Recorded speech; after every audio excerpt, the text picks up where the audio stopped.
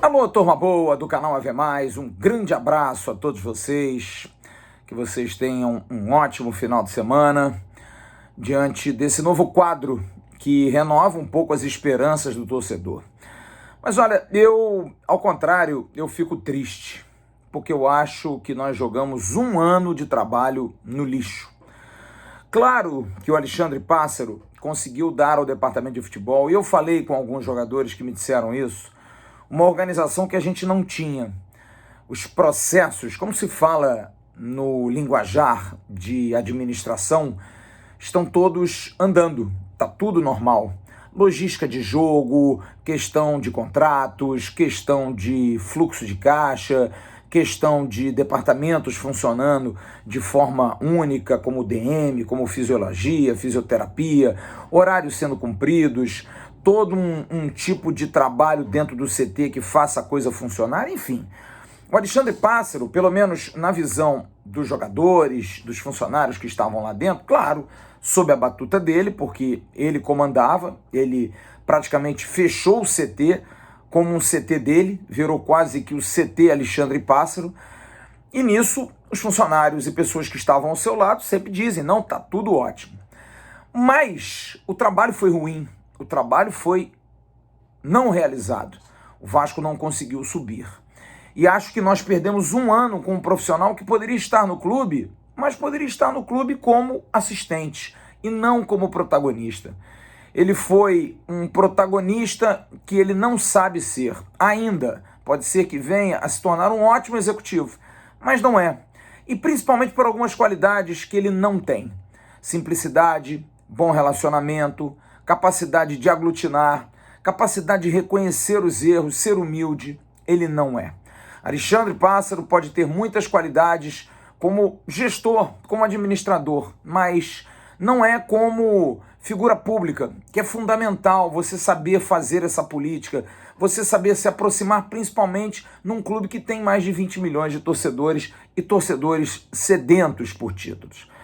A ida de Alexandre Pássaro para o Vasco criou uma expectativa de um jovem, de alguém destemido, mas que no início era aquela febre do voa passarudo, a turma do Angry Bird, mas o torcedor pode, o torcedor tem esse direito. O que não pode é ele, de alguma forma, inclusive na hora de se despedir, não ser capaz de pedir desculpas ao torcedor, que foi algo que ele não fez. Ele não conseguiu dizer ao torcedor em momento nenhum, olha, foi mal, a gente não conseguiu dar resultado, a gente não conseguiu fazer com que o clube tenha bons resultados e volte para a primeira divisão.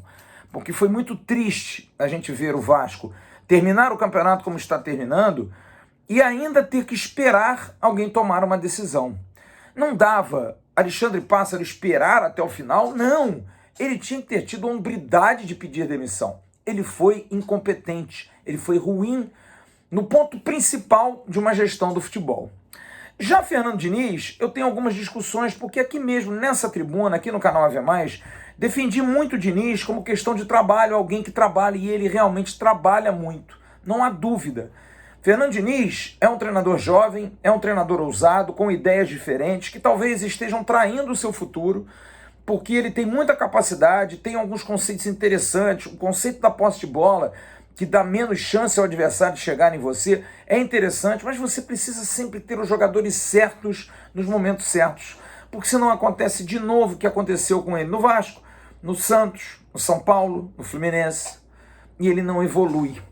E ele não evolui apesar de querer trabalhar muito, apesar de ter horas de treino, apesar de acabar tarde, apesar de repetir demais. Porque às vezes você quer, mas quem você comanda não consegue te dar. E acho que foi isso que aconteceu. Ele pegou um time ruim, um time pessimamente montado. Mas acho também que, assim como no caso do Alexandre Pássaro, faltou ao Diniz esse traquejo que ele não tem, que é o traquejo que ele mostra na beira do campo de discutir com os jogadores, de xingar os jogadores, e que cria uma fama que às vezes muitas pessoas me dizem que não, o Fernando Diniz é um cara muito bacana. Mas não é a imagem que se constrói. Há necessidade de se cuidar disso. E o Fernando Diniz também não quis, de maneira nenhuma, preservar a sua imagem. Quando ele monta equipes que você vê jogadores que não dão certo, e ele repetidamente escalar os jogadores. Tá aí, Zeca, Morato, todos jogadores que derrubaram o Fernando Diniz, que ele quis abraçar, que ele quis levar, talvez de uma forma leal, mas não foi suficiente para ele conseguir dar o resultado. E aí o Diniz sai, leva com ele uma boa comissão técnica formada pelo Ian Racera, que é um jogador, é um jovem que foi jogador do Vasco, estudioso, o Eduardo Zuma, que também terminou, inclusive durante o período do Vasco, o seu curso na CBF, é um treinador formado, e o Wagner Bertelli, que é um ótimo preparador físico, mas por conta, talvez um pouco dessa operação, desse modus operandi do Fernando Diniz, que ele precisa repensar, a coisa não deu certo para ninguém, porque ele também em momento nenhum mudou os seus conceitos, ele sempre vai da mesma forma, do mesmo diapasão, é o jogo de posse de bola, é o jogo jogado de trás, porque o torcedor brasileiro não tem cultura e não adianta, o Brasil é assim. A cultura nossa é de pressão, é pressão de mídia, é pressão de torcida. Enfim, a pressão existe. E o treinador precisa se adaptar. E eu acho que o Fernando Diniz ele vive no fio da navalha, sempre num enorme risco, sem necessidade. Mas ele sai e agora o Vasco precisa planejar. Precisa pensar no que vem. Não dá para fazer mais uma aposta. Não dá mais para ter riscos. E você pode me perguntar, mas quem você traria? Olha, é uma tarefa difícil, não é fácil. O futebol brasileiro é um futebol que tem muitas particularidades. A gente às vezes não quer um treinador, a gente quer alguém que faça o nosso time jogar bonito. E aí vem a pergunta, mas será que você consegue não tendo mão de obra, não tendo bons jogadores? E aí você espera do diretor executivo que faça as maiores contratações. Mas como contratar se você não tem dinheiro? Ah, usa da criatividade. É fácil, né, quando você está daqui, quando você não está ali dentro, você oferecer o Ricardo Graça para algum clube em troca, você aceitaria se fosse outro clube? Você oferecer o André em troca, você aceitaria se fosse outro clube?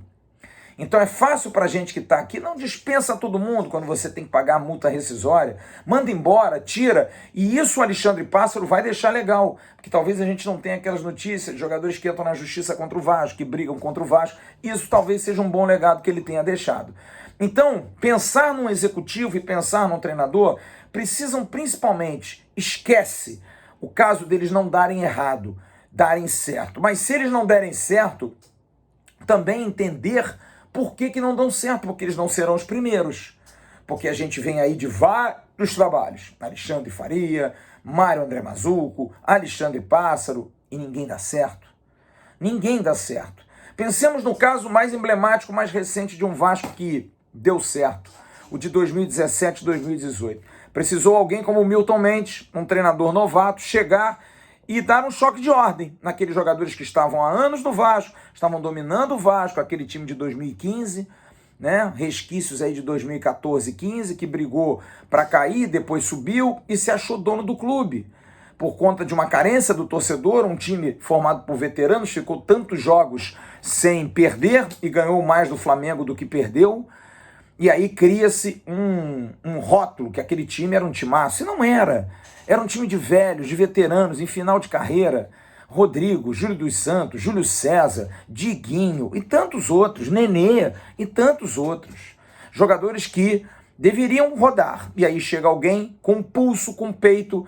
E é importante nessa trajetória. E talvez o Vasco precise de alguém com esse perfil do Milton Mendes. Não o Milton Mendes, mas alguém com perfil, alguém que tenha coragem de botar o dedo nas feridas, alguém que tenha coragem de tirar todo mundo que não está afim, porque tem muita gente dentro do Vasco que ainda rema contra, gente dentro e fora do departamento de futebol, que precisa ser limado, precisa ser expurgado, gente que já está há bastante tempo lá, gente que até não está tão bastante tempo, mas já se contaminou. Então é importante que isso seja feito, que se saiba quem quer e quem não quer, quem pode e quem não pode.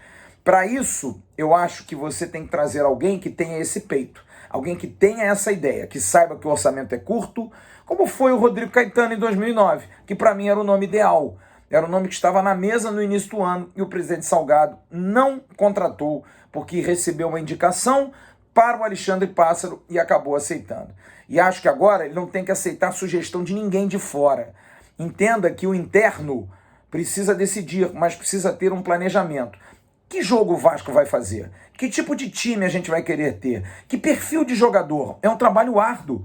O Vasco precisa pensar em todos os detalhes. Chega de fazer time mirrado, chega de fazer time não competitivo, chega de fazer time que tome tantos gols, que possa corrigir a sua defesa. E em 2017, nós tivemos isso com o Milton Mendes e depois, estrategicamente, tivemos com o Zé Ricardo. Dois treinadores totalmente opostos, um muito mais disciplinador, que era importante, como um contraveneno a tudo que acontecia dentro do Vasco, dispensando os veteranos, colocando os jovens e colocando aqueles que estavam afim para jogar, e depois chega o Zé Ricardo e dá um molho, faz aquele time andar e o time vai para a Libertadores. Então eu acho que o Vasco precisa hoje exatamente disso, de alguém de disciplina para botar disciplina de cima a baixo, do profissional à base.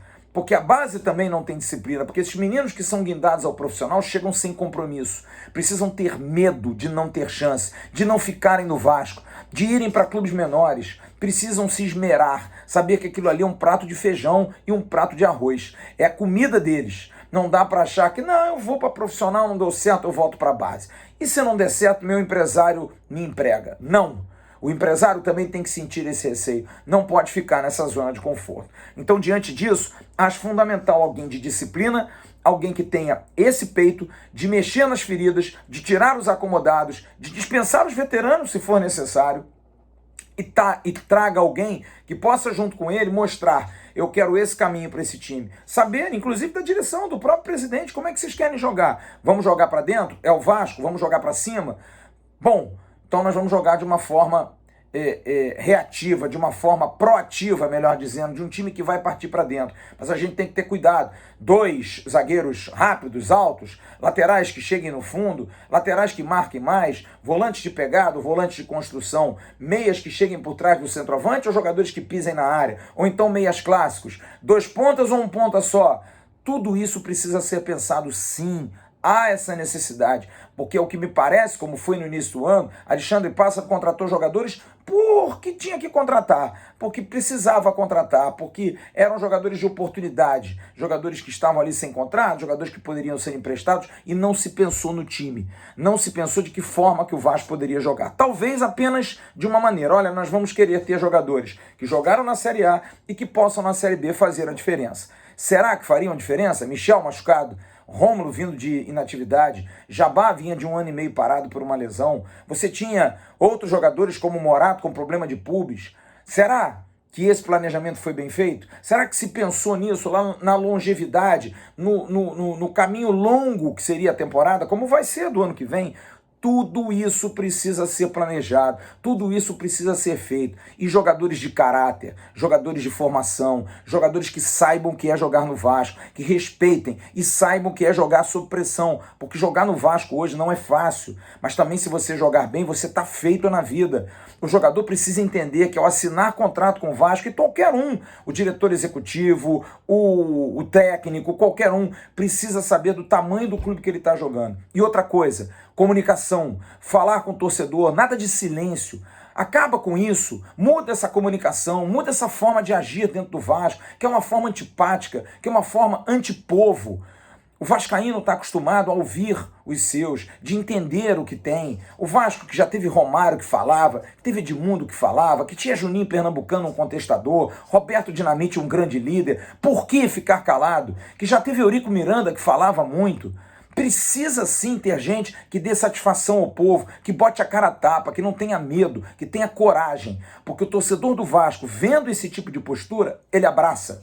Ele abraça. Agora, isso só é possível com gente que conheça o Vasco, gente que entenda o que é o Vasco. Que, olha, Deus possa iluminar quem está dentro do Vasco, que me preocupa, porque eu não sei se todos são capazes de fazer uma definição dessa monta que eu estou fazendo aqui. E eu não sou um especialista, não trabalho com futebol diretamente, sou jornalista, mas é básico para quem organiza departamentos que essas situações sejam fundamentais. Organizou a parte administrativa, que bom que se mantenha, mas você precisa entender forma de jogo, modelo de jogo, perfil de jogador, caráter de jogador, origem de jogador, questão médica de jogador, tudo isso para você montar um elenco equilibrado, com jogadores para várias posições, com variações táticas, e o treinador precisa sentar junto com a comissão e o diretor executivo e o financeiro e entender: olha, a gente precisa fazer um time assim. E o financeiro precisa também entender que não dá para viver na austeridade. O Vasco precisa, em 2022, senhor Adriano Mendes, gastar. Ah, mas da onde? Não interessa. Se vira. Precisa gastar com responsabilidade, mas precisa gastar. Precisa ter um time competitivo.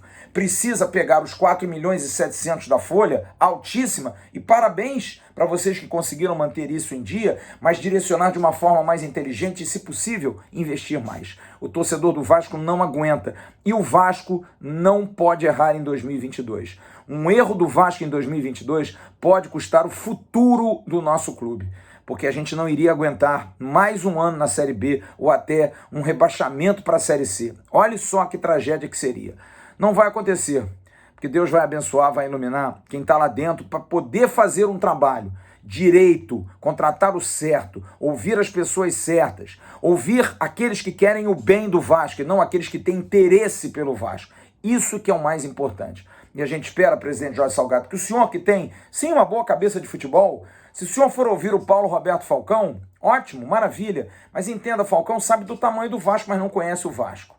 Procure alguém, faça um investimento, por exemplo, no Rodrigo Caetano, que conhece o clube.